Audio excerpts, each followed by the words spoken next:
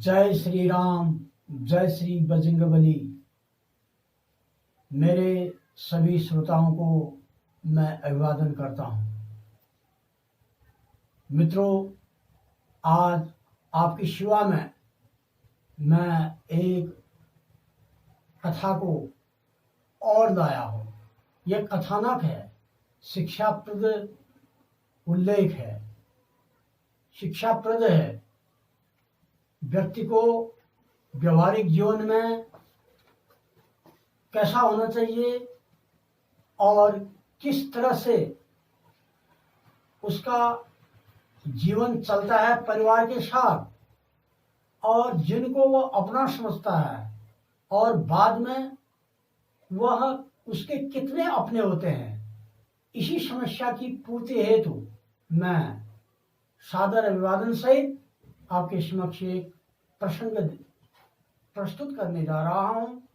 इसको सुनिए और लाइक सब्सक्राइब करिए, अपने जीवन में उतारिए। इटली के एक संत थे जिनका नाम था संत फ्रांसिस।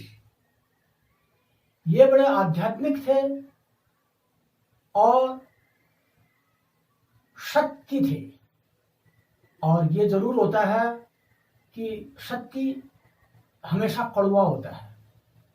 सत्य बात कहने पर कुछ लोग बुरा भी मान जाते हैं, क्योंकि सत्य को शांत करने के लिए बहुत बड़ी हिम्मत की आवश्यकता भी है।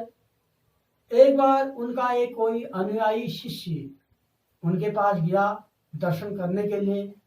प्रणाम अभिवादन करने के उपरांत संत फ्रांसिस जी ने उस अनुयायी से कुशल क्षेम पूछा, और कुशल क्षेम पूछने के बाद उस अनुयायी शिष्य ने संत फ्रांसिस साहब को बताया कि वह बहुत सुखी है, उसको किसी भी प्रकार की कोई कमी नहीं है, और जिससे उसे यह नहीं कहा जा सकता कि वह अपने जीवन में किसी भी प्रकार से कोई कष्ट का अनुभव करता हो। संत फ्रांसिस महोदय ने सुना। सुनने के बाद उन्होंने कहा कि तुम्हारा कहना बिल्कुल सही है कि तुम अपने को बहुत सुखी कहते हो, परंतु अधिकतर ये देखा गया है कि संसार में आदमी को कहीं न कहीं कोई न कोई कष्ट व्याप्त अवश्य होता है, तो जिससे कब सुखी हो जाए कब वह दुखी हो जाए कहा नहीं जा सकता। उस शिष्य अनुयायी ने कहा, महाराज आप ऐसी बात क्यों कह रहे हैं? मैं तो अपने परिवार से इतना सुखी हूं, अपने बाल बच्चों से इतना सुखी हूं कि जब एक दिन अगर जब घर जाने में मेरी देरी हो जाती है तो वह खाना तक नहीं खाते बिना मेरे, और भोजन तभी करते हैं जब मैं घर सकुशल जाता हूँ। और रही मेरी धर्मपत्नी की बात, वह तो इतनी अनुयायी है मेरी कि मेरे बिना तो उसका जीवन रह ही नहीं सकता है। तो इसलिए मैं तो अपने परिवार से बहुत ही सुखी हूँ। संत फ्रांसिस ने कहा, ठीक है, तुम एक काम करो, परीक्षा होती है इस चीज की, तुम्हें मैं एक विद्या बताता हूं। विद्या क्या बताई उन्होंने कि प्राणायाम के द्वारा अपने प्राण को अचेतन अवस्था में डालना, जिसमें कि व्यक्ति का शरीर सांस चलती रहे और ऐसा प्रतीत हो कि जैसे वो मुर्दा हो गया हो।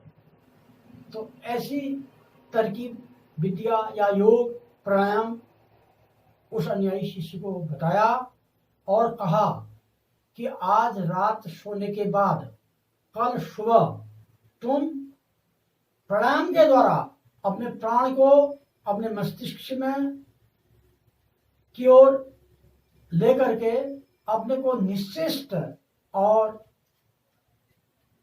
ऐसे अवस्था में डाल दो कि लोग कहें कि इसका तो जीवन लीला समाप्ति होगी और सुबह तुम उठना भी मत, लोग तुम्हें जगाएंगे, तुम ऐसा बन जाना कि जैसे बिल्कुल निर्जीव कोई चीज हो। संत फ्रांसिस ने कहा ठीक है, जब मैं ऐसा करूंगा तो क्या होगा। उन्होंने कहा कल सुबह करीब इतने बजे जब तुम्हें मैं ये बता रहा हूं, उस समय मैं तुम्हारे घर में आऊंगा और यह चीज देखूंगा कि सत्य क्या है और वास्तविकता क्या है।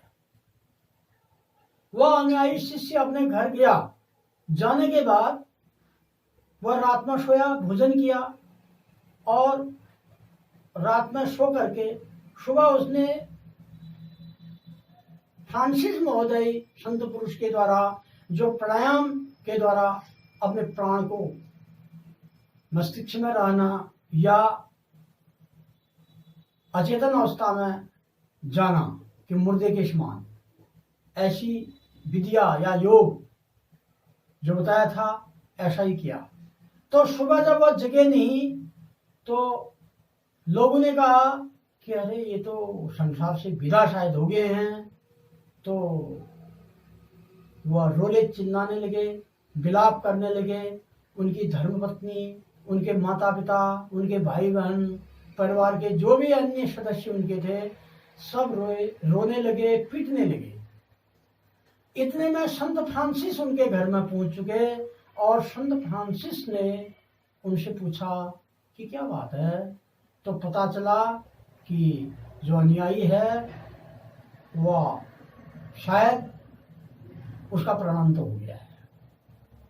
तो संत फ्रांसिस ने कहा कि ये तो बहुत बड़ी बात हो, गलत बात होगी है कि अभी तो इसका जीवन समाप्त हो गया है, तो कैसे होगा। उन लोगों ने कहा महाराज आप तो संत पुरुष हैं, सिद्ध पुरुष हैं, आपके पास कोई न कोई ऐसी विद्या या उपाय या कोई ऐसी सिद्धि होगी कि आप इसको जीवित कर सकते हैं और इसको आप हमें जीवित दिला दें। तो संत फ्रांसिस ने कहा ठीक है, मैं इसको जीवित कर दूंगा, परंतु तुम एक कटोरा पानी लाओ और एक कटोरा पानी को मैं अभिमंत्रित करूंगा और उस पानी को तुम लोगों में से कोई एक आदमी पिएगा। जो ही वह पानी आदमी पिएगा तो उसकी तो मृत्यु हो जाएगी और ये जीवित हो जाएगा, उसको ऐसा करंट मिल जाएगा। तो यदि तुम में से कोई ऐसा करने को तैयार है तो तुम हाथ खड़ा करो और मुझे बताओ। जब ऐसे कहा तो एक कटोरा पानी तो लाया गया, मंत्र किया गया, लेकिन अब हाथ किसी ने खड़ा नहीं किया। उस पानी को कौन पिए। बच्चे तो छोटे थे, धर्मपत्नी भी थी, माता पिता भी थे, भाई बहन जो भी उनके थे, तो किसी ने भी पानी पीने के लिए सहर्ष स्वीकार कोई भी नहीं हुए, किसी ने भी नहीं किया स्वीकार। तो संत फ्रांसिस ने कहा धर्मपत्नी तो पी सकती है ना। उन्होंने कहा मेरे तो छोटे बच्चे हैं, ये तो चल दिए, अब इनके बदले मैं भी मारूंगी तो फिर क्या होगा महाराज, अब तो जो होना था हो गया। माता पिता ने कहा प्रभु अब क्या किया जाए, अब एक के बदले दूसरे का जीवन, ये भी गलत है, जो गया तो गया। तो उन्होंने कहा ठीक है, आप लोग तो परिवार के होते हुए जब इतना त्याग नहीं कर सकते हो, तो ये तो कह रहे थे कि हमें बहुत प्यार है और बिना हमारे ये भोजन भी नहीं करते और ये तो हमारे बिना जीवित भी नहीं रह सकते, तो ये तो बात ही, लेकिन कोई बात नहीं, धर्म की बात है, इस पानी को मैं पी लेता हूं। तो इतने में वो लोग कहने लगे संत फ्रांसिस से महाराज आप तो धन्य हैं, हमने तो पानी नहीं पिया मौत के डर से, क्योंकि जीवन की प्यारा किसको नहीं होता है, तो आप महान हैं। संत महात्मा ऐसे होते हैं, परोपकारी होते हैं, दूसरे के कष्ट को अपने ऊपर ही ले लेते हैं। तो आपकी महान कृपा है महाराज, यदि आप पानी पी लेंगे और ये जीवित हमें मिल जाएगा। इतने में जो ही संत फ्रांसिस पानी पीने को उद्यत हुए तो वह जो अनुयायी था वह एकदम उठ गया। उन्होंने कहा महाराज मैं समझ गया ये दुनिया क्या है, आप पानी मत पीजिए। मैं सबको समझ गया ये संसार के जो रिश्ते होते हैं ये झूठे रिश्ते होते हैं। मेरा बच्चा, मेरी पत्नी, मेरा भाई, मेरी बहन, ये तो ठीक है, ये संसार की माया जरूर है, रिश्ते नाते सब हैं, परंतु रिश्ते नाते कब तक हैं कि जब तक आप हैं, जब तक आपका किसी से मतलब है। जो गया तो गया, क्योंकि जाने वाले से कोई स्वार्थ नहीं रहता आदमी का। तो इसलिए माता पिता भाई बहन सब हैं, लौकिक व्यवहार है, अपने धर्म मर्यादा में रह करके सबकी सेवा करनी चाहिए, जिनका जो हिस्सा है उसको देना चाहिए, समाज में जो आपका कर्तव्य है, परंतु उसके ऊपर लालसा मत में, प्रतेषणा, धनेषणा, स्त्रीषणा या जो भी है उससे